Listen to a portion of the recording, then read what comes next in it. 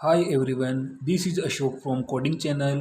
हमने पाइथन की एक basic to advance coding series start की है, जिसके अंदर हमने अभी तक फंक्शंस के बारे में सब कुछ पढ़ा है, basic to advance.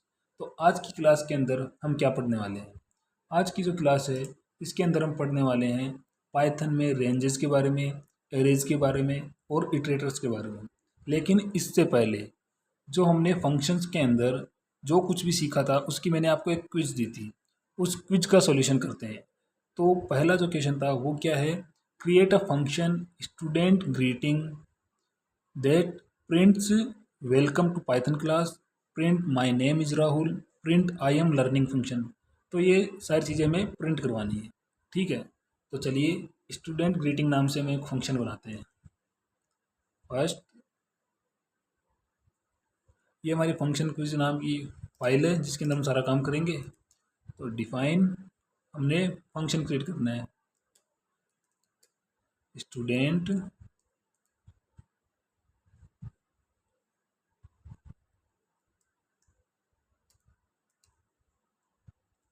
Sorry student greeting नाम से फंक्शन बनाना है, और हमें उसके अंदर प्रिंट करना है। क्या क्या प्रिंट करना है ये देखते हैं। Welcome to Python class, my name is Rahul.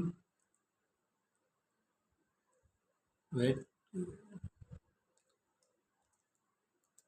Welcome to Python class,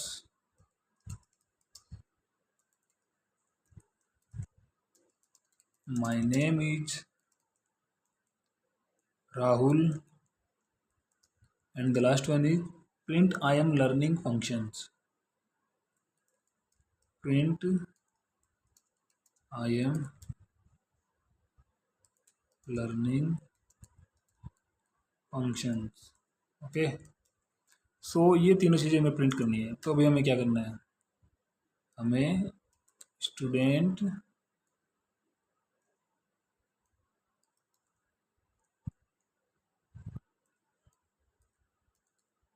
greeting को कॉल करना है बस। इसने यहाँ पे एरर दी है, स्टूडेंट ग्रीटिंग में नेम स्टूडेंट ग्रीटिंग। एक मिनट, यहाँ पे सब सही नहीं, यहाँ पे डबल ई की जगह ओके। तो ये जो हमारा पहला क्वेश्चन था, welcome to Python class, my name is Rahul and I am learning functions, ये तीनों चीज़ें हमें प्रिंट करानी थी। तो ये हमने प्रिंट करवा ली है। इसके बाद जो सेकंड क्वेश्चन है, वो क्या बोल रहा है कि create a function show details name city. Name और सिटी, उसकी डिटेल शो करता है। That takes students name and city as input, print the student name and print the student city, print a welcome message. ये सारी चीज़ें हमें print करवानी है। तो हमें पहले शो डिटेल्स नाम से एक फंक्शन बनाना है। तो डिफाइन किया शो डिटेल्स नाम से एक फंक्शन बनाया। इसके अंदर हमने दो पैरामीटर पास किए, नेम और सिटी। ठीक है, यही है ना? ओके, क्या क्या है? Name and city. इसके बाद क्या बोल रहा है? Takes students name and city as input. Okay, and print the student name and city. ठीक है, तो प्रिंट करना है my name is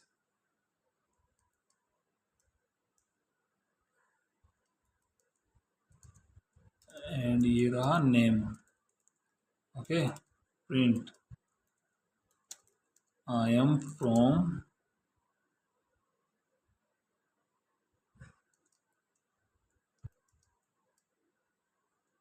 not this city. And इसके बाद हमें क्या करना है? हमें लेना है एक नेम नाम का वेरिएबल और इनपुट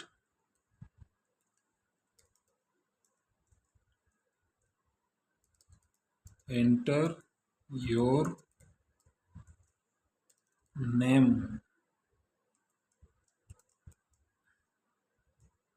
एंड सिटी नाम का एक वेरिएबल लिया, इसके अंदर हमने डाल दिया इनपुट।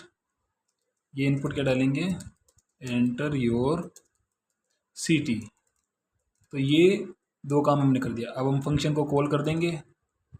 फंक्शन को कॉल कैसे करते हैं, फंक्शन का नाम और दो वैल्यूज़ जो आर्ग्यूमेंट्स होते हैं वो देते हैं हम। और जब प्रिंट करेंगे तो मैं अपना नाम दे देता हूँ और जयपुर डाल देता हूँ। तो अब यहाँ पर आप देख सकते हैं कि माई name is Ashok and I am from Jaipur. एक मिनट, ये जो स्पेसिंग थोड़ा अजीब सा लग रहा है, इसको सही कर देते हैं। जयपुर, हाँ अब देखिए, my name is Ashok and I am from Jaipur. जो हमारा क्वेश्चन था, क्वेश्चन क्या था कि takes input, takes students name and city as input. तो हमने इनपुट लिया यूज़र से, उसके बाद प्रिंट करा दिया और हमें एक वेलकम मैसेज भी प्रिंट करवाना था। तो ठीक है,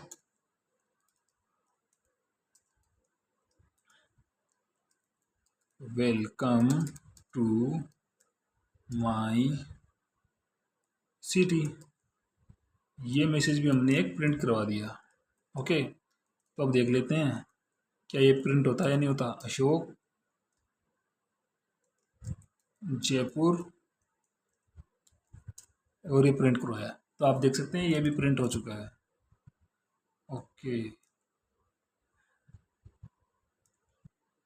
ये जब हमने वापस रन किया तो हमने यहाँ पर देख सकते हैं कुछ भी वैल्यूज़ नहीं डाली, तो हमने इसने प्रिंट भी कुछ नहीं किया।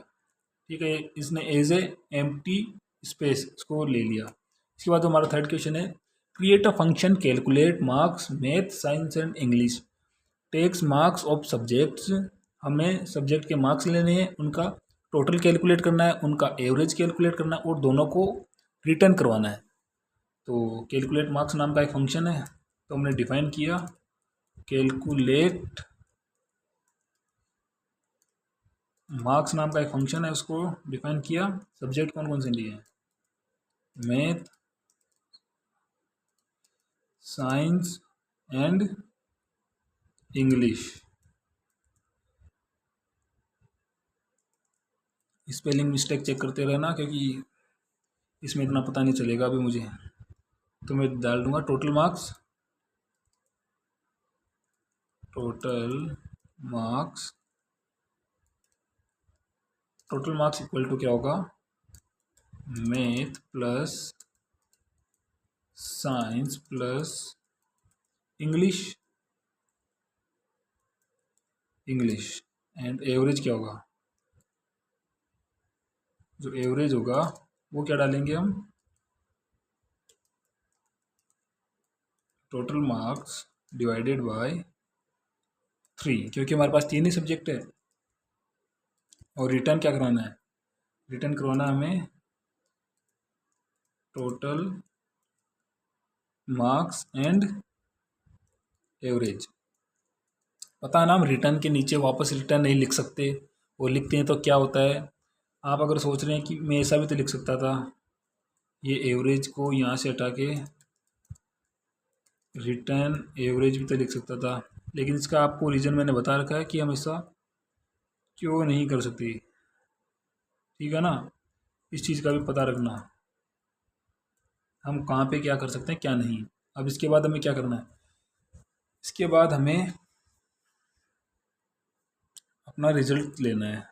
ठीक है, रिजल्ट क्या है, हमें फंक्शन कॉल करना है कैलकुलेट मार्क्स।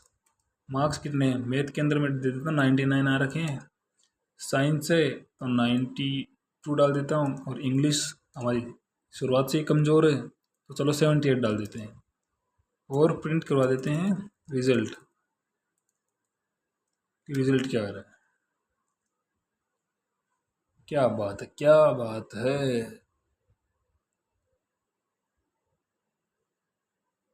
ये टोटल की जगह टोटल मार्क्स आ गया। ओहो, 269 विराट कोहली की टेस्ट कैप का number Virat Kohli 269 number player थे इंडिया के लिए खेलने वाले।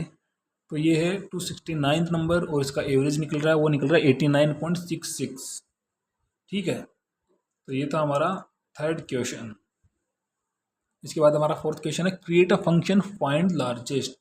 इसके अंदर हमने स्टार आर्ग्यूमेंट का यूज़ कर रखा है। स्टार आर्ग्यूमेंट किस काम में आता है, जैसे मैं अगर आपको दिखाऊं स्टार आर्ग्यूमेंट का, स्टार आर्ग्यूमेंट कि हम मल्टीपल वैल्यूज़ को ले सकते हैं जब हमारे पास नंबर ऑफ इनपुट्स अननोन हो, हमें पता नहीं हो कि हमारे पास कितने इनपुट आने वाले हैं। इसके लिए हम इसको यूज़ करते हैं। और इसमें जो नंबर्स स्टोर होते हैं, जो वैल्यू स्टोर होती है वो एज अ टपल होती है स्टोर। वो टपल क्या होता है, इम्यूटेबल होता है। ठीक है, तो हमें पहले फाइंड लार्जेस्ट के नाम से एक फंक्शन बनाना है। फाइंड लार्जेस्ट के नाम से एक फंक्शन बनाना है और नंबर डाल देना है स्टार नंबर। ठीक है, अब क्या बोल रहा फंक्शन, क्वेश्चन पूरा पढ़ते हैं पहले।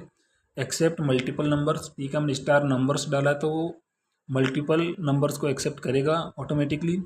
Finds the largest number manually using logic.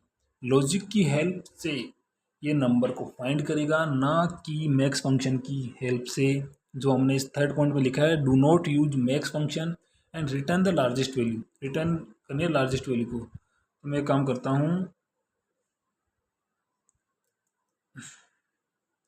जो लार्जेस्ट है उसको क्या दे देता हूँ, जो हमारा टपल है उसका जो पहला ही नंबर है वो लार्जेस्ट होगा। नाउ फोर आइटम इन नंबर्स, जो आइटम और नंबर्स के अंदर if item is greater than numbers not numbers largest by, अगर आइटम के अंदर जो वैल्यू है वो लार्जेस्ट से बड़ी हुई तो क्या होगा, जो लार्जेस्ट है उसके अंदर वैल्यू आ जाएगी, वो आ जाएगी आइटम की, और हमें रिटर्न कर देना है लार्जेस्ट। अगर मैं इसको कॉल करूं, रिजल्ट इक्वल टू डालूं फाइंड लार्जेस्ट और इसके अंदर वैल्यू डालूं 1 2 3 4, तो इसमें तो 4 ही सबसे बड़ा है। और अगर मैं प्रिंट करूं रिजल्ट को, तो एक मिनट, ये यहाँ पर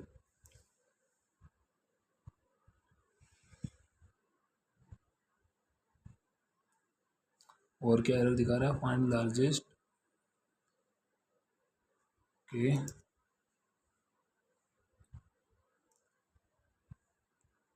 एक मिनट, हमने नंबर कहाँ लिखा है और चेक करते हैं कि हमने नंबर, ओके लार्जेस्ट,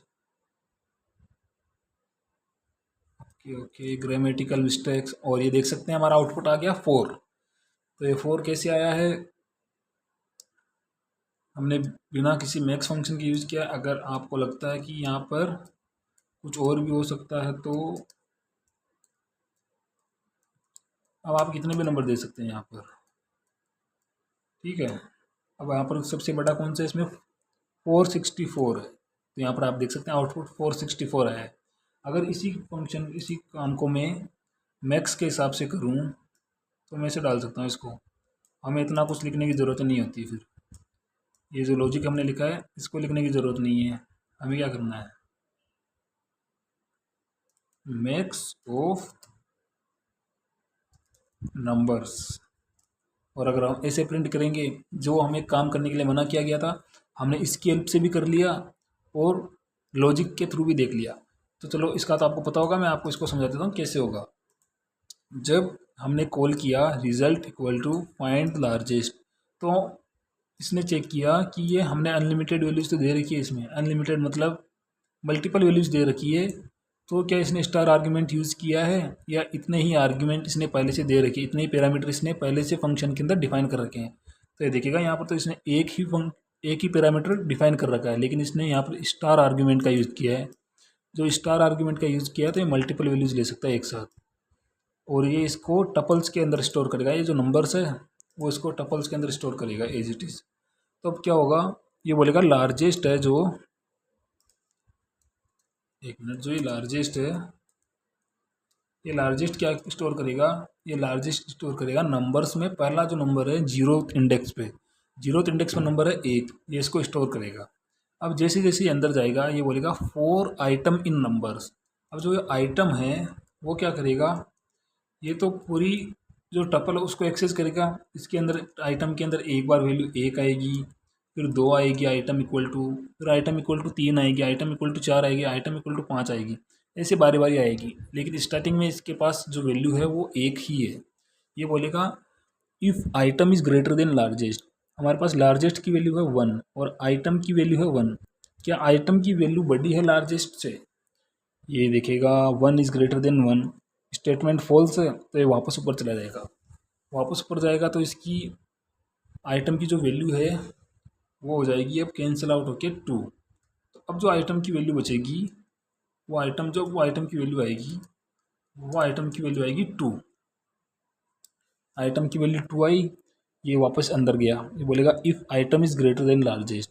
इस बार आइटम की वैल्यू क्या है 2 और लार्जेस्ट की वैल्यू क्या है 1। आइटम की वैल्यू क्या है हमारे पास 2 और लार्जेस्ट की वैल्यू क्या है 1। ये बोल रहा है इस बार कंडीशन ट्रू है।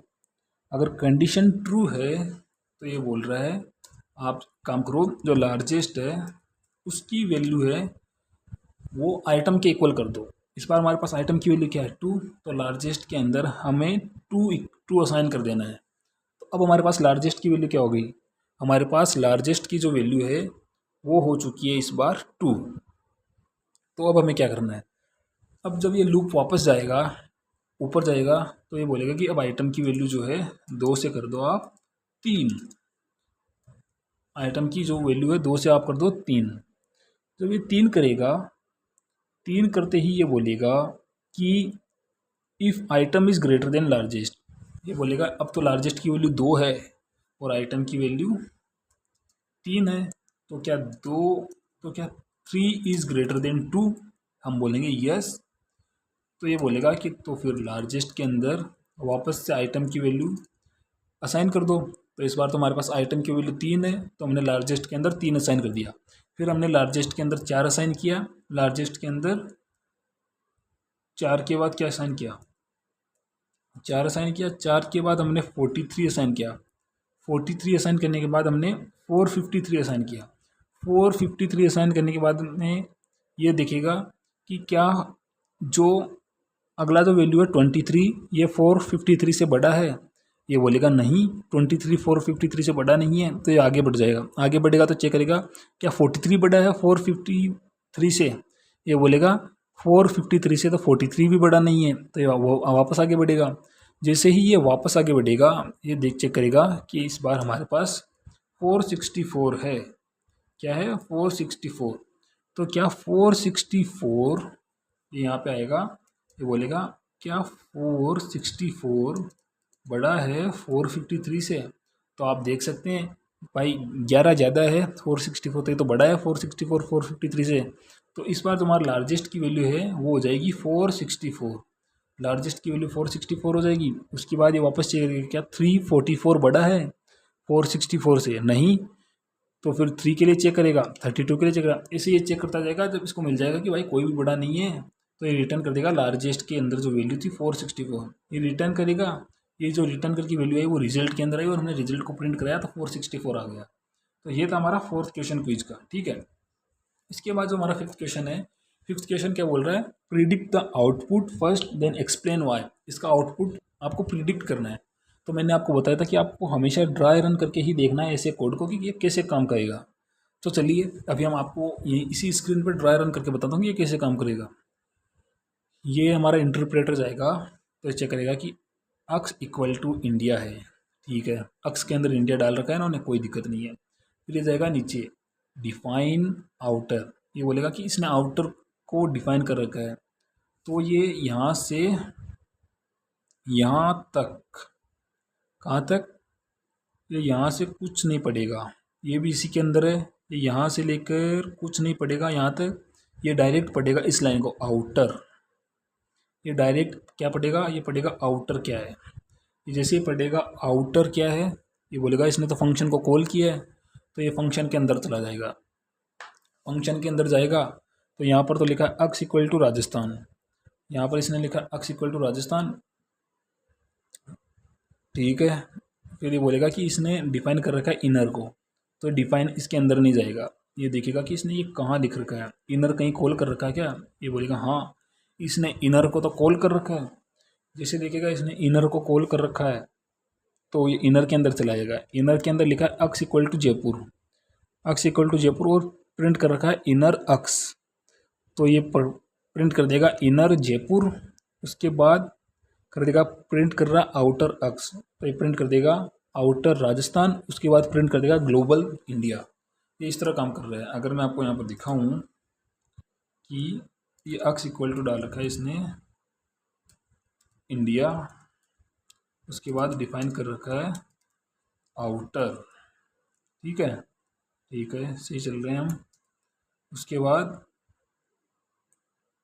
अक्स इक्वल टू डाल रखा है इसने राजस्थान, उसके बाद डिफाइन कर रखा है इनर, इनर नाम का फंक्शन है। इसके बाद इसने यहाँ पे प्रिंट कर रखा है, नोट प्रिंट कर रखा है इसने, यहाँ पे लिख रखा है अक्स इक्वल टू जयपुर, उसके बाद प्रिंट कर रखा है इनर। देखते हैं इसके अंदर क्या प्रिंट होता है, इनर, उसके बाद इनर कॉल कर रखा है इसने यहाँ पे, इनर कॉल करने के बाद यहाँ पर इसने प्रिंट कर रखा है प्रिंट आउटर अक्स, इसने आउटर अक्स यहाँ पे प्रिंट करवा दिया। इसके बाद हम आउटर को कॉल कर देंगे, तो सबसे पहले लाइन यहाँ तक ही पहुँचे कि आउटर कॉल होगा, उसके बाद इनर जाएगा, अक्स इक्वल टू राजस्थान पढ़ेगा, इनर जाएगा, इनर इनर चेक करेगा, इनर कॉल होगा, इनर कॉल होने के बाद फिर जयपुर में जाएगा, ऐसे सारा काम होगा। जयपुर की स्पेलिंग थोड़ी गलत हो गई थी। उसके बाद हमने प्रिंट कर दिया ग्लोबल, ठीक है, और ग्लोबल में क्या प्रिंट कर दिया हमने, अक्स को वापस से प्रिंट कर दिया। तो अब देखते क्या क्या प्रिंट हुआ है। जैसा हमने बोला था पहले जयपुर प्रिंट होगा, फिर राजस्थान प्रिंट होगा, फिर इंडिया प्रिंट होगा। ये ग्लोबल और लोकल वाला फंडा यहाँ पे काम आ रहा है, इस चीज़ का ध्यान रखना। तो ये था हमारा फंक्शन की क्विज के बारे में जो सब कुछ था। अब हमारी जो बात होगी पाइथन में रेंज के बारे में, पाइथन में एरे के बारे में, पाइथन में इटरेटर्स के बारे में। तो पाइथन में रेंज क्या होता है, तो रेंज का तो हमने पहले भी पढ़ा था। कहाँ पढ़ा था हमने, हमने पाइथन में पढ़ा था, लिस्ट के अंदर रेंज को पढ़ा था, लूप के अंदर रेंज को पढ़ा था कि हम कैसे रेंज को यूज़ करते हैं। तो यहाँ पे पढ़ते हैं what is range. Range generates a sequence of number mostly used in loop save times while writing respective codes, repetitive codes, not respective, it's repetitive code. तो सिंपल वे में बताता हूँ कि सिंपल वे में यही है कि रेंज क्या होता है। ये हमें एक नंबर का सीक्वेंस देता है, जैसे जीरो से लेके अगर हमने 99 डाल दिया तो ये जीरो से 99 एक नंबर का सीक्वेंस हो गया। हमें अगर प्रिंट कराना हो 1 to 10 तो हम क्या ऐसे लिखेंगे print 1, print 2, print 3, print 4, print 5, ऐसे लिखेंगे? नहीं, हम ऐसे लिखेंगे 4i in range 10, not 10 in 11 and print i। इस तरह से हम रेंज का यूज़ करते हैं। तो क्या है, ये जनरेट करता है सीक्वेंस ऑफ नंबर को, लूप्स के अंदर मोस्टली यूज़ होता है और सेव करता है हमारे टाइम को, ठीक है। और इसका सिंटेक्स सब कुछ हमने अच्छे से एक्सप्लेन कर रखा है पिछले वीडियोस में। फॉर एग्जांपल रेंज, ठीक है, रेंज ऐसे अगर मैं आपको बोलूँ कि 1 to 10 प्रिंट करना है, 4i इन रेंज 11, 1 to 10 अगर प्रिंट करना है, प्रिंट कर देगा ये i को। तो आप देख सकते हैं यहाँ पर 0 to 10 प्रिंट हो गया। अगर 1 to 10 प्रिंट करना है तो कोमा 1 डाल देंगे तो ये 1 to 10 प्रिंट हो जाएगा। अब इसके सिंटेक्स के बारे में अगर हम बात करें रेंज के, रेंज का सिंटेक्स, तो हमारे पास ऐसे आता है रेंज का सिंटेक्स। रेंज में होता है पहले स्टार्ट वैल्यू होती है, फिर होती है एंड वैल्यू, और फिर होता है स्टेप, ये कितने स्टेप चलेगा। जो हमारी स्टार्ट वैल्यू होती है ना वो बाय डिफ़ॉल्ट 0 होती है, और जो हमारी एन वैल्यू होती है वो यूज़र को देनी पड़ती है। ये कंपलसरी होती है, ये ऑप्शनल नहीं होती। ठीक है, ये यूज़र गिवन होती है, यूज़र को इसको देना ही पड़ता है। और जो स्टेप होता है वो बाय डिफ़ॉल्ट 1 होता है। मतलब अभी जैसे हमने ये 1 नहीं दिया था यहाँ पे, तो ये बाय डिफ़ॉल्ट कहाँ से स्टार्ट होगा, 0 से स्टार्ट होगा, और ये कहाँ तक चलेगा, जो यूज़र देगा उससे एक कम चलेगा। मतलब इसको एक्सक्लूड करेगा तो यूज़र देगा, जैसे 11 इसको एक्सक्लूड करेगा, इसको इंक्लूड नहीं करेगा, तो 0 से 10 तक प्रिंट होगा बाय डिफ़ॉल्ट। अब इसने स्टेप कितना यूज़ किया, 1 स्टेप यूज़ किया। मतलब 0 के अंदर बाय डिफ़ॉल्ट 1 ऐड कर दो तो 1 आया, 1 के अंदर 1 ऐड कर दो 2 आया, 2 के अंदर 1 ऐड करेंगे तो 3 आया। मतलब ये एडिशन करता रहेगा। अगर मैं यहाँ पर स्टार्टिंग वैल्यू दे दूँ 3, तो ये क्या करेगा, अब ये 3 से लेकर 10 तक प्रिंट करेगा। ठीक है, अगर मैं यहाँ पर अगर स्टेप दे दूँ, स्टेप्स है वो दे दूँ 2, तो ये क्या करेगा, पहले 3 प्रिंट करेगा, 3 के बाद 3 में 2 ऐड करके 5, 5 में 2 ऐड करेगा 7, 7 में 2 ऐड करेगा 9, और 9 में 2 ऐड करेगा 11। लेकिन ये 11 प्रिंट करेगा नहीं, क्यों, क्योंकि जो यूज़र वैल्यू देता है, जो एंड वैल्यू देता है उसको ये कभी प्रिंट नहीं करता। तो आप देख सकते हैं 3, 5, 7 और 9 प्रिंट हुआ। अगर हमें 11 प्रिंट करना है तो हमें यहाँ पर वैल्यू 12 देनी होगी, ये देख सकते हैं। तो ये है हमारा पाइथन का छोटा सा सिंटेक्स, ये जो रेंज है उसका छोटा सा सिंटेक्स। जो हमारी स्टार्टिंग वैल्यू होती है वो बाय डिफ़ॉल्ट 0 होती है, जो एंड वैल्यू होती है वो ऑप्शनल नहीं होती, वो यूज़र को देनी ही पड़ती है।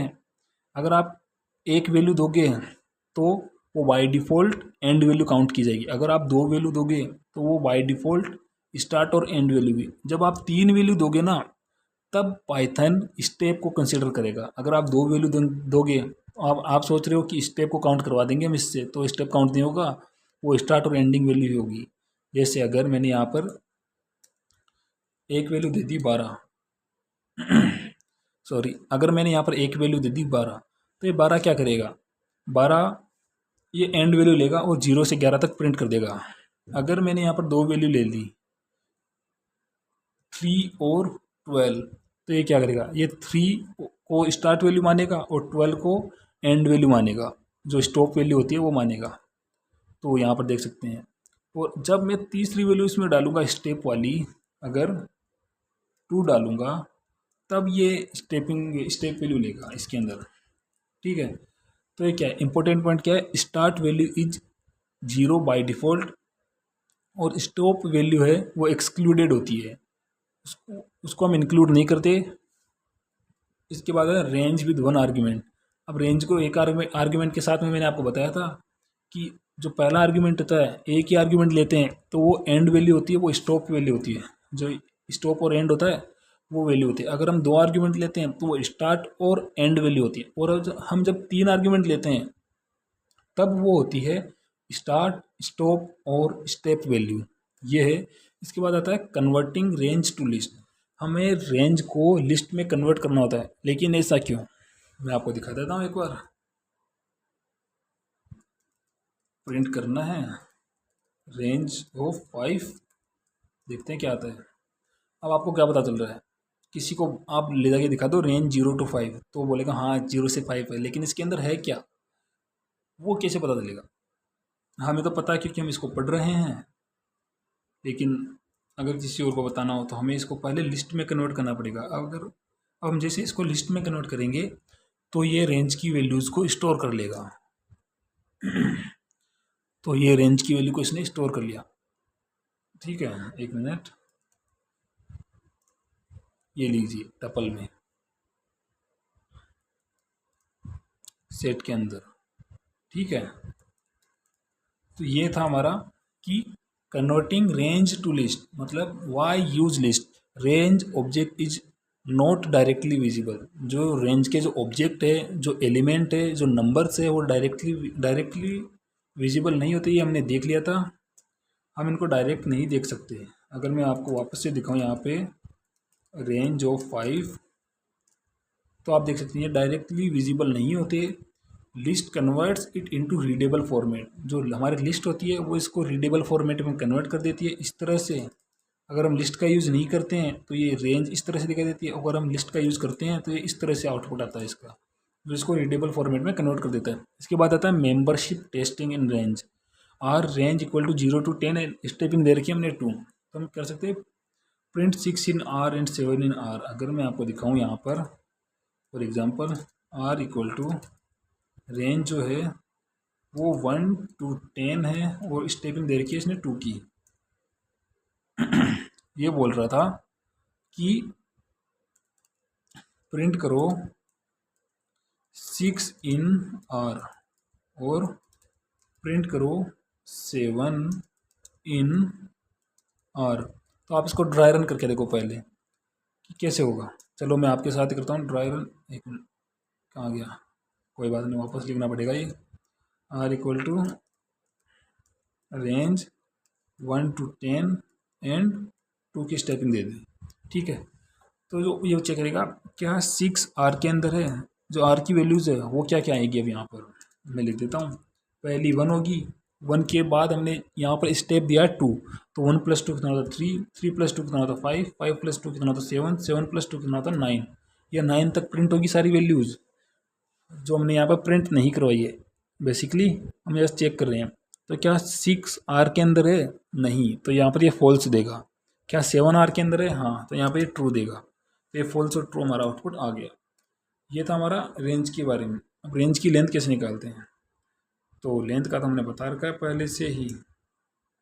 अगर आपको किसी भी चीज़ की लेंथ निकालनी हो पाइथन के अंदर तो आप डायरेक्ट लेंथ का यूज़ करो, और आप देख सकते हैं कि 5 एलिमेंट है तो इसकी लेंथ आ गई 5। तो ये था हमारा पाइथन में रेंज के बारे में सब कुछ।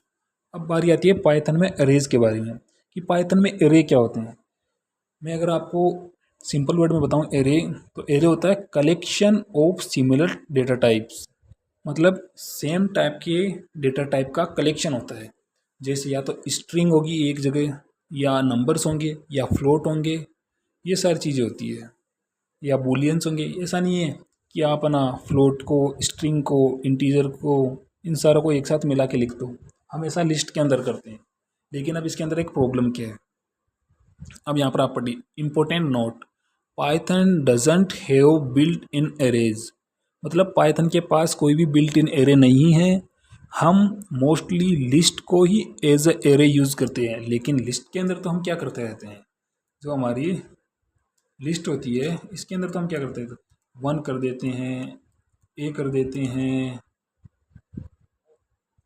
1.10.1 कर देते हैं, और प्रिंट कर देते हैं LST को। तो यहाँ पर आप देख सकते हैं सारी चीज़ें प्रिंट हो गई। लेकिन अगर यही सेम काम आप एज अ एरे किसी और लैंग्वेज में करो तो आपको कंफर्म एरर मिलेगी। समझ रहे हैं मेरा मतलब, आपको कंफर्म एरर इसमें मिलेगी। ऐसा क्यों होता है, ऐसा इसलिए होता है क्योंकि जो एरे होता है वो सिमिलर टाइप ऑफ डेटा को कंटेन करता है, ठीक है, सिमिलर टाइप ऑफ डेटा को कंटेन करता है। अब आप यहाँ पर एक एग्जांपल देख सकते हैं कार्स का। इसमें मैं कुछ भी तो ले सकता था, उसका नंबर भी तो ले सकता था, भाई 9020 की कार है, या इसकी वैल्यू इतनी है, फ्लोट में डाल देता कि भाई है ना जो कार है उसकी वैल्यू है ना 50 लाख है, 50 करोड़ है। वो पॉइंट्स में भी तो डाल सकता था कि भाई 2.2 करोड़ की है वैल्यू, ये भी तो डाल सकता था। मैंने यहाँ पर नहीं डाला, आप देख सकते हैं क्यों, क्योंकि मैंने एक सिमिलर टाइप ऑफ डेटा को रखा है इसके अंदर। तो क्या है, Python doesn't have built in arrays, we mostly use list as array. तो क्रिएटिंग एन एरे, एक एरे को कैसे क्रिएट कर सकते हैं, एरे को क्रिएट करने के लिए हम एरे लिखा ARR, इसके बाद जैसे हमने नाम का एरे बनाया है, इसके अंदर हमने नेम स्टोर किए, अशोक, राहुल, आदित्य, आदि, नॉट आदित्य, आदित्य तो ज़्यादा फेमस हो जाता है फिर मार्केट में नाम। और क्या रखे, चंदू रख देते हैं एक नाम, मेरे एक दोस्त का नाम भी है चंदू, तो कोई दिक्कत नहीं है। ठीक है, तो ये हमने रख दिया। अब एक्सेस करने का भी सही सेम तरीका है जैसे हम लिस्ट को करते हैं। For item in array print करो आइटम को, ओके, देन सारे नाम प्रिंट हो जाएंगे। यही सेम तरीका है जैसा हम लिस्ट के अंदर जितने एक्सेस करते हैं वैल्यूज़ को, वैसे ही हम इसके अंदर भी एक्सेस करते हैं। बस चेंज इतना सा है कि जब हम array use as array use करते हैं लिस्ट को, तो सिमिलर टाइप ऑफ डेटा रखते हैं। एक्सप्लेनेशन में क्या लिख रखा है हमने, stores multiple values in one variable, जो कि लिस्ट भी करता है। इंडेक्स स्टार्ट फ्रॉम जीरो, इसकी जो इंडेक्सिंग है वो जीरो से स्टार्ट होती है। अगर मैं इसको यहाँ से हटा दूँ, हटाऊँगा क्यों, इसको लिखा है हमने कोड को, इसका डुप्लीकेट बना लेता हूँ और अब हटा देता हूँ।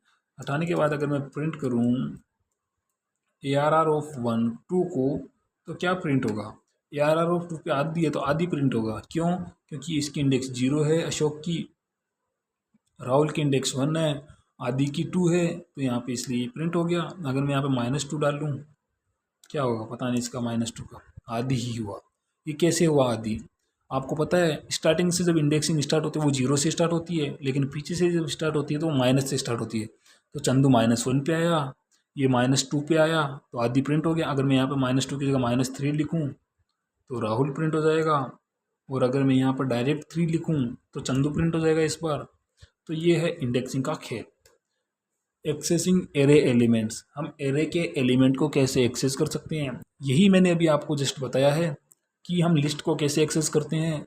अगर आपको लिस्ट को एक्सेस करने में दिक्कत आ रही है, समझने में दिक्कत आ रही है, तो आपको पीछे वाले वीडियो में जाके देखना पड़ेगा एक बार कि कैसे होता है लिस्ट का काम। मैं यहाँ पर पिन भी कर दूँगा वीडियो डिस्क्रिप्शन में, वो लिस्ट वाला आप यहाँ डिस्क्रिप्शन में जाकर डायरेक्ट एक्सेस कर सकते हैं उस वीडियो को। तो क्या है एक्सेसिंग एरे एलिमेंट्स, हमने यहाँ पर लिस्ट के थ्रू जो है ना इंडेक्सिंग के थ्रू एक्सेस कर रखा है। इसके बाद है मॉडिफाइंग एरे एलिमेंट, हम एरेज के एलिमेंट को मॉडिफाई भी कर सकते हैं अगर, ठीक है ये तो कोई बात नहीं।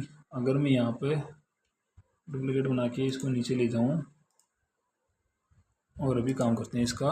अगर मुझे यहाँ पे राहुल की जगह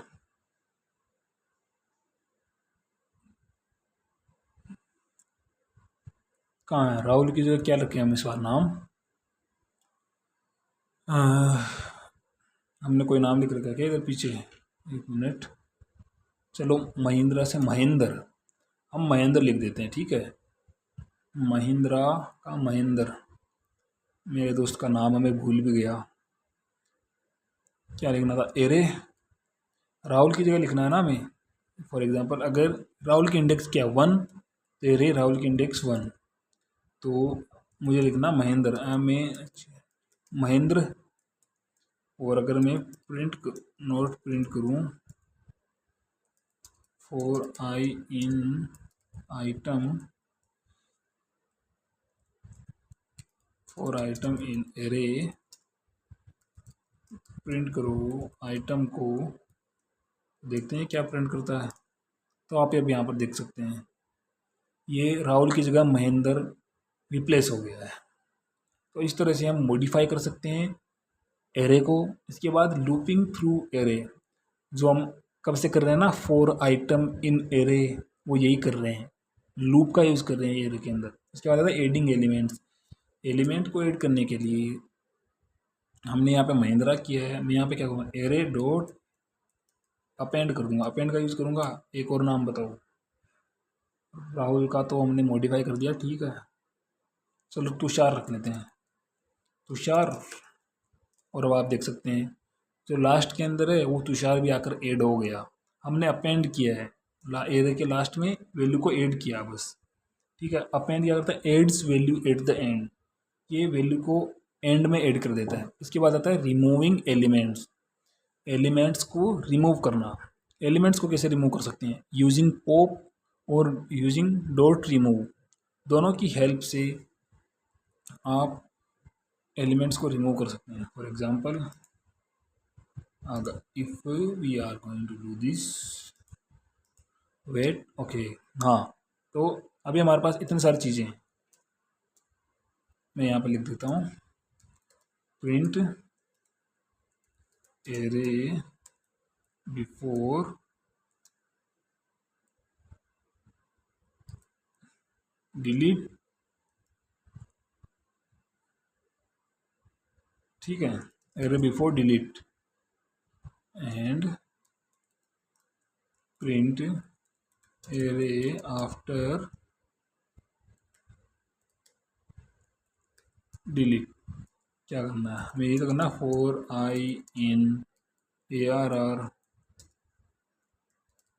प्रिंट आई, इस बार आइटम नहीं लिखा, ठीक है। अभी हम हटा देते हैं, जैसे एरे डॉट पॉप किया कौन से इंडेक्स पे, चलो इंडेक्स 2 पे जो आदि लिखा है उसको हटा देते हैं, ठीक है। तो अब देखिए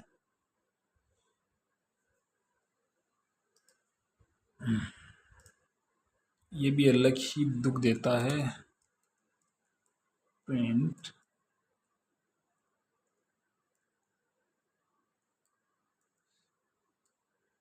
ओके सो दिस वन, अब यहाँ पर थोड़ा सा गैप मिला हमें, तो जो एरे बिफोर डिलीशन है कि हमने कुछ डिलीट नहीं किया, उसके पहले का जो एरे है उसमें अशोक, महेंद्र, आदि, चंदू और तुषार है, और डिलीट करने के बाद जो डिलीट है, डिलीट करने के बाद जो एरे है उसमें क्या रखा है, अशोक, महेंद्र, जो आदि था हमने उसको डिलीट कर दिया है, उसके बाद है चंदू, तुषार, मतलब जो इंडेक्स 2 पे था उसको हटा दिया है। तो ये था हमारा पॉप का यूज़। अगर हम रिमूव का यूज़ करें तो हम डायरेक्ट नाम को ही यूज़ कर सकते हैं, रिमूव, ठीक है। अगर मैं यहाँ पे अशोक को हटाऊँ रिमूव करके, तो आप यहाँ पर देख सकते हैं कि अशोक भी हट गया, एक तो पॉप की हेल्प से हमने जो हटाया था वो था आदि, और डॉट रिमूव की हेल्प से जो हमने हटाया था वो था अशोक। तो इस तरह से हम एलिमेंट्स को रिमूव कर सकते हैं। तो ये थे हमारे एरे के important methods, append, remove, pop, sort, reverse and clear. Topic है वो है इटरेटर। पाइथन में इटरेटर क्या होते हैं, ये क्यों यूज होते हैं। Iterator is an object use to go through values one by one. जैसे जब हम यूज़ करते हैं, लूप का यूज़ करते हैं, तो हम देखते हैं कि अगर हमने कुछ वैल्यूज़ प्रिंट की है 1 to 5 या 1 to 10, तो वो सारी एक साथ प्रिंट हो जाती है।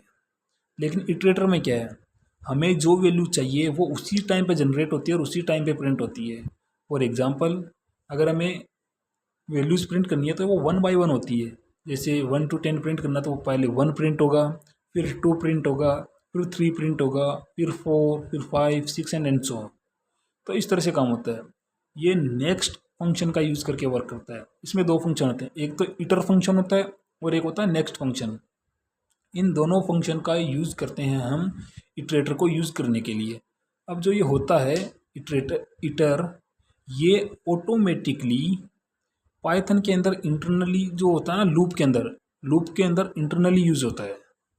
उसके अंदर क्या होता है, ये बार बार कॉल होता रहता है लूप के अंदर, और यहाँ पर हम नेक्स्ट फंक्शन की हेल्प से एक बार यूज़ करते हैं, 2 बार यूज़ करते हैं, 3 बार यूज़ करते हैं, इस तरह से यूज़ करते हैं। जैसे टीवी रिमोट होता है ना, टीवी का रिमोट से कैसे काम करता है, अगर हमें चैनल नंबर 1 से लेकर 1 से 5 पे जाना है, तो एक तो हम डायरेक्ट 5 दबा देते हैं और एक जाते हैं नेक्स्ट नेक्स्ट करके, तो 1 से 2 पे गए, फिर 2 से 3 पे गए, 3 से 4 पे गए, 4 से 5 पे गए। इस तरह से हम इटरेट करते रहते हैं सारी चीज़ों को। तो चलो मैं आपको बता देता हूँ इटरेटर का।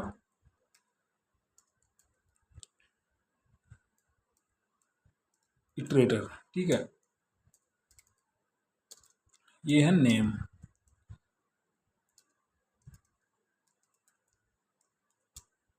For i in name print i, ठीक है। अभी मैं दिखाता हूँ आपको, तो ये आप देख सकते हैं यहाँ पर राहुल ऐसे प्रिंट हो रखा है। ये इटरेटर का एग्जांपल नहीं है, मैं पहले बता रहा हूँ। अभी हम इसमें इटरेटर का यूज़ करते हैं। अगर मैं यहाँ पे लिखूँ my iterator, my ITER equal to, ये हमारा इटर फंक्शन है, इसको हमने कॉल कर दिया और इसके अंदर दे दिया नाम को, जो नेम हमारा उसको दे दिया। अब मैं क्या करना है, मुझे क्या करना है, प्रिंट करना है नेक्स्ट में माई इटर को, अब ये क्या करेगा, ये पहले आर प्रिंट करेगा। अगर मैं इसको वापस से कॉल करूँ तो ये क्या करेगा, माई एच ए प्रिंट करेगा, नोट एच ए। उसके बाद अगर मैं वापस करूँ नेक्स्ट, तो ये एच प्रिंट करेगा। तो ये इससे वन बाय वन प्रिंट करेगा। अब ये क्या, ऐसा हम क्यों यूज़ करते हैं, ये मेमोरी एफिशिएंट होता है।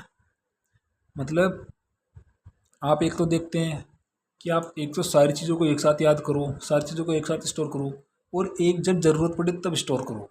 फ़र्क होता है दोनों के अंदर। अगर हम इसको एक और एग्जांपल से लें, तो अगर आपको ना एक बुक दी जाए 100 पेज की एक साथ कि आप इसको पढ़ो, और आपको ऐसे दिया जाए वन बाय वन कि आप इसको पढ़ो, फिर इसको पढ़ो, फिर इसको पढ़ो, एक तो आपका दिमाग भी सही रहेगा और आप आराम से सारा काम कर पाओगे। तो ये है हमारा इटरेटर कि हम कैसे यूज़ करते हैं इसको। इटरेटर विद स्ट्रिंग, तो हमने इटरेटर विद स्ट्रिंग को यूज़ कर लिया। इसके बाद जो हमारा अगला है उसमें फोर लूप, जो फोर लूप है वो इंटरनली इटरेटर को यूज़ करते हैं। जैसे अगर यही है अपने पास वापस से फोर आई और आइटम इन माई, अगर मैं माई ईटर में यूज़ करूँ और प्रिंट करूँ आइटम को, तो ये आप देख सकते हैं राहुल प्रिंट हुआ। जो माई ईटर है इसके अंदर जो राहुल है वो आ गया है। इसकी पूरी वैल्यू नहीं आई कि हाँ ये आगे ऐसे आ गया कि हाँ जो राहुल है वो अब इसको पॉइंट आउट कर रहे हैं। जो हमारा ईटर है इस फंक्शन की हेल्प से ये इसकी वैल्यू है वो इसके अंदर है और हमने इसको एक्सेस किया है। अगर हम इसको डायरेक्ट एक्सेस करें नेम से तो भी ये सेम आउटपुट आएगा, आउटपुट में कोई चेंज नहीं होगा इसकी। लेकिन हमने इसकी हेल्प से ये बताया कि ये इंटरनली कैसे काम करता है। इंपॉर्टेंट पॉइंट क्या है कि for loop automatically uses iterator. जो फोर लूप है वो ऑटोमेटिकली इटरेटर को यूज़ करते हैं। इसके बाद आता है कस्टम इटरेटर। लेकिन कस्टम इटरेटर से पहले मैं इसको आपको इटरेटर इन पाइथन के एडवांटेजेस बता देता हूँ। जो और भी है, और भी बहुत सारे इसके एडवांटेजेस है। जैसे बहुत सारे एडवांटेजेस जो नहीं पता होते हैं तो आपको देखने चाहिए। ओके, सो highly efficient memory management via lazy evaluation. ये लेजी इवेल्युएशन क्यों होता है, क्योंकि ये वन बाय वन आराम से काम करता है। ये एक साथ काम नहीं करता लूप के थ्रू। जैसे हमें 1 to 5 प्रिंट करना होता है, ये एक साथ सारा का सारा प्रिंट नहीं करता। ये क्या है, की एडवांटेजेस ऑफ पाइथन क्या है, एक्सट्रीम मेमोरी एफिशिएंट। उसके बाद है lazy evaluation, infinite data streams. Infinite data streams मतलब इटरेटर्स कैन प्रोसेस एंडलेस सीक्वेंस। ये एंडलेस सीक्वेंस को प्रोसेस करते हैं हम नेक्स्ट नेक्स्ट नेक्स्ट करके कितने भी दूर तक जा सकते हैं। स्टेटफुल ट्रेवर्सल, स्टेटफुल ट्रेवर्सल होता है। उसके बाद आता है decoupling data and logic. Iterators provide a uniform interface for looping over list tuple custom trees structure and network streams. ये सारी चीज़ें। इसके बाद इटरेटर वर्सेस स्टैंडर्ड लिस्ट। ये इसके एडवांटेजेस और डिसएडवांटेजेस है। ये है यहाँ पे एआई का फ़ायदा, जेमिनाई का, गूगल का फ़ायदा है कि आप इसमें सारी चीज़ें इजीली देख सकते हो कि कैसे काम होता है। प्रैक्टिकल कोड का भी इसमें सब कुछ दे रखा है, ठीक है। तो आप यहाँ पर जाकर पढ़ सकते हो। चलो अब हम करते हैं कस्टम इटरेटर के बारे में। कस्टम कस्टम इटरेटर क्या होता है, तो जो कस्टम इटरेटर होता है वो ये बताता है कि आप इटरेटर को कैसे क्रिएट कर सकते हो, कैसे मॉडिफाई कर सकते हो अपने फ़ायदे के लिए या अपने बेनिफिट के लिए, कि आपको जहाँ पर कोई मॉडिफिकेशन करना हो इटरेटर के अंदर आप उसको कैसे कर सकते हो और ये इटरेटर कैसे काम करता है। तो मैं चलो आपको ये पहले कोड करवा देता हूँ। क्लास, अब ये जो क्लास है और ऑब्जेक्ट है उसका जो कंसेप्ट आता है वो आता है हमारा ओप्स के अंदर। जो हमारा ओप्स वाला कॉन्सेप्ट है उसके अंदर आएगा पूरा। तो मैं आपको उसके अंदर इसको सारी चीज़ें बताऊंगा। तो double underscore ITER followed by double underscore, और हमने सेल्फ को प्लेस कर दिया इसके अंदर जो हमारा पैरामीटर है। अब जो सेल्फ डॉट ए है उसकी हमने वैल्यू दे दी ए और रिटर्न कर दिया ए को, ठीक है। नोट ए नॉट सेल्फ को। तो अभी मैं आपको यहाँ तक इतना समझाता हूँ कि ये मैंने क्या किया है। तो हमने जो सबसे पहले किया है वो हमने एक क्लास क्रिएट की है माई नंबर नाम से, ठीक है। माई नंबर्स के किए, ठीक है, जैसा हमने कोड में लिख रखा है वैसे कर देते हैं, वैसे कोई दिक्कत नहीं है। माई नंबर्स नाम से, ठीक है। अब क्लास क्या होता है, क्लास जो होता है वो होता है blue print of a object. अब ब्लू प्रिंट क्या होता है, आपने कभी किसी बिल्डिंग का ब्लू प्रिंट देखा है? मतलब ब्लू प्रिंट का मतलब होता है वो मैप होता है ना, जिसके अंदर आपको पता होता है कि हाँ यहाँ पर ये चीज़ आएगा, यहाँ पर ये एकेडमिक्स होगा, यहाँ पर ये ऑफिस होगा, यहाँ पर स्टाफ रूम होगा, यहाँ पर वॉशरूम होंगे, और भी अलग अलग चीज़ें होती है, जो साइंस लैब होती है, उस तरह से। तो उस तरह से होती है क्लास, जो सारी चीज़ें बताती है, जो सारी चीज़ें एक्सप्लेन करती है। इसके अंदर हमारे पास है डिफाइन ITER, इटर, मतलब आप कैसे क्या इटरेट करोगे। इसके अंदर हमने एक ऑब्जेक्ट लिया सेल्फ को, जो पैरामीटर होता है, जो हमारा जो वेरिएबल है इसके अंदर है वो है एक, जो ए वेरिएबल है उसकी वैल्यू हमने ए एक असाइन किया और हमने रिटर्न करवा दिया सेल्फ को। इसके बाद जो हमारा नेक्स्ट फंक्शन है उसको यूज़ किया हमने हमने एक और फंक्शन क्रिएट किया है डिफाइन नेक्स्ट को। नेक्स्ट को डिफाइन करने के बाद, एक मिनट, हमने एक कंडीशन दी है। हमने कंडीशन क्या दी है कि जो सेल्फ है उसकी वैल्यू 20 से बड़ी नहीं होनी चाहिए। अब हम ऐसा क्यों करें कि हम इसके अंदर कंडीशन दे रहे हैं?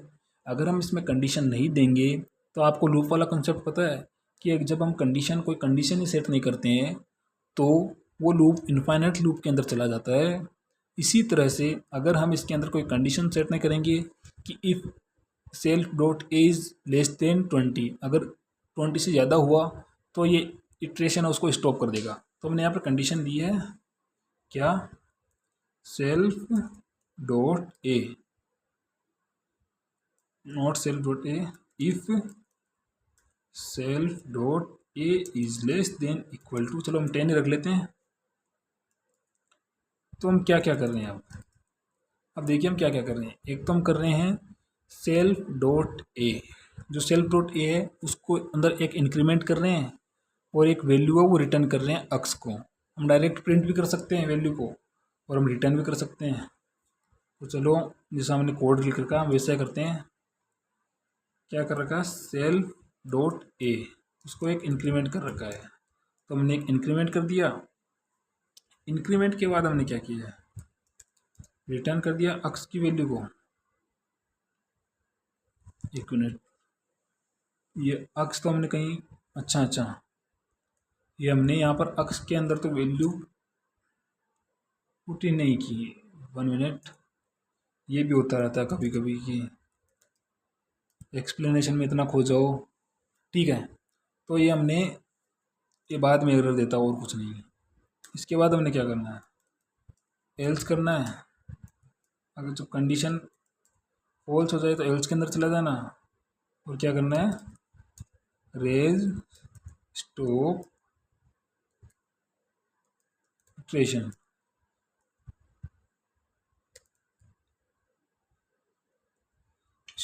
स्टॉप इटरेशन का यूज़ करना है, तो स्टॉप इटरेशन यूज़ हो जाएगा। अब ये कोड ऐसे तो चलेगा नहीं, रन तो करेगा नहीं कि इंटरप्रेटर आया, क्लास पढ़ी और स्टार्ट कर दिया कि हाँ दग दग दग दग दग रन कर दो रन कर दो, ऐसे थोड़ी होगा। अब इसको रन करना पड़ेगा। रन करने के लिए क्या करते हैं, हम ऑब्जेक्ट बनाते हैं, माई ओबीजे नाम से बनाते हैं और माई नंबर नाम से, ठीक है। ऑब्जेक्ट बनाने के बाद क्या किया, हमने माई इटर को कॉल किया। माई इटर में वैल्यू को किया इटर, किसको, माई ऑब्जेक्ट को। हमने यहाँ पे माई ऑब्जेक्ट रखा, क्या रखा, अच्छा माई क्लास नाम से ऑब्जेक्ट बनाया है, ठीक है। तो माई क्लास नाम से वही है, कोड को सेम रखता हूँ वरना आप बोलेंगे कि ये कौन सी चीज़ें कहाँ से उठा के ला रहा हूँ मैं। तो ये है माई क्लास नाम से हमने सब कुछ कर दिया। इसके बाद for item in my hitter, ये बोल रहा प्रिंट करो आप तो आइटम को, क्या होगा?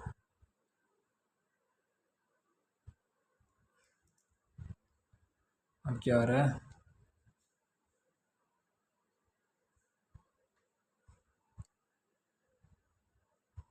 एरर।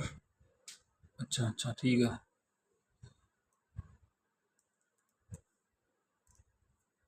तो अब यहाँ पर आप देख सकते हैं जो नंबर है वो 1 to 10 तक प्रिंट हो गए। अब ये कैसे प्रिंट हो मैं आपको ये बताता हूँ, एक बार वापस से कोड को एक्सप्लेन करता हूँ। जो कस्टम इटरेटर वाला कोड है ना, कस्टम इटरेटर कैसे काम करता है इसके बारे में मैं आपको बताता हूँ। इसके बारे में बहुत ही कम है ना आपको वीडियोस मिलते हैं, और ये ज़्यादा एक्सप्लेन भी नहीं किया जाता क्लासेस के अंदर भी, क्योंकि इसको इम्पोर्टेंट इतना मानते भी नहीं है। इसलिए इसको पता नहीं क्यों एक्सप्लेन नहीं करते। मैंने तो आज तक अपनी क्लास में नहीं देखा कि टीचर ने इसको एक्सप्लेन किया था या किया होगा। इवन नहीं, नहीं करते इसको। तो ठीक है, चलो मैं आपको बताता हूँ। तो कस्टम इटरेटर होता है, कस्टम इटरेटर में ये बताता है कि जो इटरेटर के अंदर का जो सारा प्रोसेस है वो कैसे काम करता है और ये सारा फ्लो कैसे चलता है इसके अंदर। तो कोड गया, इंटरप्रेटर गया, वो इसने चेक किया ये लाइन को, ये बोला इसने यहाँ पे क्लास बना रही है। जैसे इसने क्लास पढ़ा, इसने छोड़ दिया यहीं। ये बोला ये ख़त्म कहाँ हो रही है, इसने बोला ये अच्छा यहाँ तक ख़त्म हो रही है। तो इसने बोला ये माई क्लास नाम का एक वेरिएबल है, और इसने इस वेरिएबल को ऑब्जेक्ट बना रखा है इसने यहाँ माई नंबर्स को कॉल करके। ठीक है, तो ये माई क्लास यहाँ पर एक ऑब्जेक्ट हो गया, ऑब्जेक्ट हो गया। तो इस ऑब्जेक्ट के थ्रू थ्रू ही आप इस क्लास के अंदर एंटर कर सकते हैं। अगर मैं यहाँ पर इसको हटा दूँ या कमेंट आउट कर देता हूँ एक बार के लिए, तो ये लीजिए कुछ नहीं हुआ, सॉरी। यहाँ पर ये आप अब आप देख सकते हैं कि यहाँ पर कुछ नहीं हो रहा। क्यों? क्योंकि ये क्लास को जब एक्सेस ही नहीं कर पा रहे, आपको पता ही नहीं है कि कौन सी चीज़ कहाँ पड़ी है, कैसे सिस्टम चल रहा है उसके अंदर, तो आप कैसे सारा काम कर पाओगे? समझे आप? तो जो ऑब्जेक्ट होता है वो इसलिए इंपॉर्टेंट होता है। बिना ऑब्जेक्ट के आप कुछ नहीं कर सकते। जैसे बिना फंक्शन कॉल किया आप फंक्शन का यूज़ नहीं कर सकते, ये उसी तरह सेम है सारा काम। ठीक है, तो ये इस तरह से है। एक मिनट, ये सारे देखते हैं एक बार, कहाँ गए हैं। जो कस्टम इटरेटर का होता है सारा सिस्टम, उसमें ये होता है। तो जब हम माई क्लास ऑब्जेक्ट बनाएंगे तो अब इसका काम क्या होगा, ये चेक करेगा कि क्लास के अंदर क्या लिखा है और हम क्लास को एक्सेस कर सकते हैं डायरेक्ट।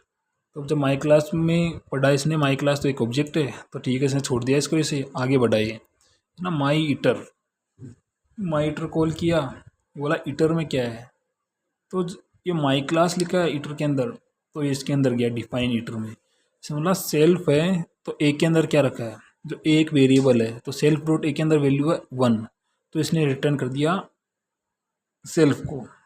सेल्फ को रिटर्न करने के बाद हमारी बारी आएगी इसकी नेक्स्ट की। ये नेक्स्ट में जाएगा कि जो ए की वैल्यू है वो 1 है, वो क्या कम ज़्यादा है क्या कहीं किसी से, कहीं कम ज़्यादा है क्या? ये बोलेगा 1 है, ए की वैल्यू तो 1 है, क्या 1 तो छोटा ही है 10 से, तो अक्स के अंदर 10 डाल दिया, और जो सेल्फ डॉट ए की वैल्यू मतलब ए की जो वैल्यू है उसको 1 इंक्रीमेंट कर दिया और रिटर्न कर दिया इसने अक्स को। जो अक्स की वैल्यू रिटर्न कर दी, अक्स की वैल्यू जो रिटर्न की वो आ गई आइटम के अंदर, आइटम के अंदर गई तो इसने प्रिंट कर दिया आइटम को। क्या मतलब, पहले क्या हुआ, माई क्लास एक ऑब्जेक्ट क्रिएट किया, ऑब्जेक्ट क्रिएट करने के बाद हमें क्लास का एक्सेस मिला, क्लास का एक्सेस मिलने के बाद हमने माई इटर नाम से एक वेरिएबल बनाया, उस वेरिएबल के अंदर हमने इटर की हेल्प से इस इटर को एक्सेस किया, जो डबल अंडरस्कोर इटर है उसको एक्सेस किया और उसकी वैल्यू चेक की। उसके अंदर जो हमारे पास एक की वैल्यू थी वो थी 1, और इसने रिटर्न कर दिया सेल्फ को, मतलब इसने यहाँ पे रिटर्न कर दिया माई इटर की वैल्यू 1 ऐसे कुछ करके।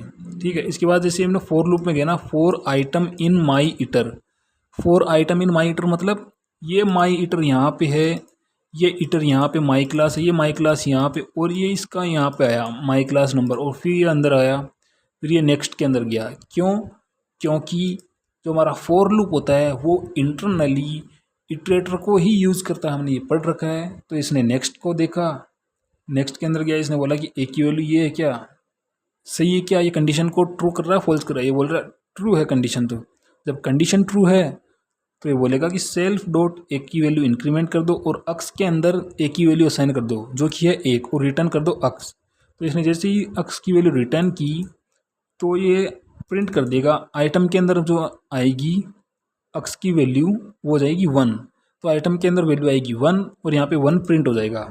1 प्रिंट होने के बाद ये वापस से लूप चलेगा, ये बोलेगा ठीक है 1 तो हो गया, अब 2 का क्या करना है। तो बोलेगा वापस से माइटर में जाओ, यहाँ पे आओ, यहाँ पे 2 आ जाएगा, यहाँ पे आएगा, फिर ये वापस से पूरा रन होगा, फिर यहाँ पर अक्स के अंदर 2 आएगा, सेल्फ की वैल्यू 3 हो जाएगी और रिटर्न कर देगा 2। तो यहाँ पे 2 प्रिंट हो जाएगा, फिर 3 4 5 6 7 8 9 10। 10 के बाद ये बोलेगा कि 11 है वो 10 से छोटा है क्या, ये बोलेगा नहीं। अब ये बोलेगा अगर छोटा नहीं है तो रेज स्टॉप इटरेशन में जाओ, तो ये रेज कर देगा स्टॉप इटरेशन, स्टॉप इटरेशन को रेज करेगा और ये यहाँ पर अपना कोड स्टॉप हो जाएगा। तो ये था हमारा कस्टम इटरेटर के बारे में। तो स्टॉप इटरेशन क्यों यूज होता है, used to stop infinite iteration. ये क्या करता है, रेज स्टॉप इटरेशन कर देता है, इससे हमारा जो ना इनफाइनाइट इटरेशन है वो रुक जाता है कंडीशन के बाद। Why it's important, without stopping condition loop runs forever. So that's all about our lecture. Lecture summary में हमारे पास क्या है, what we learn today, range, array using list, iterators, next function के बारे में और स्टॉप इटरेशन के बारे में, ये सब कुछ हमने आज के अपने इस लेक्चर के अंदर पढ़ा है। तो इस लेक्चर के लिए बस इतना ही। हम मिलेंगे अगले लेक्चर में जिसके अंदर हम इससे भी कुछ एडवांस टॉपिक्स पढ़ेंगे। फिर हमारे पास फाइल हैंडलिंग्स, ऊप्स के कॉन्सेप्ट आएंगे, फिर हमारे पास अलग अलग लाइब्रेरीज आएगी। हम सब कुछ आराम से धीरे धीरे पाइथन के अंदर सब कुछ सीखने वाले हैं। तो इस सीरीज़ के अंदर हमारे साथ बने रहिए। अब तक के लिए थैंक यू वेरी मच। मिलते हैं हम अगली वीडियो में जहां हम इससे भी आगे के एडवांस कॉन्सेप्ट पढ़ेंगे। अगर आपको इस वीडियो में कुछ सजेशन देना हो हमारी टीम को तो आप दे सकते हैं, हम नेक्स्ट वीडियो में उसको सुधारने की पूरी कोशिश करेंगे। Thank you very much. हम मिलते हैं अगले वीडियो में। Bye bye.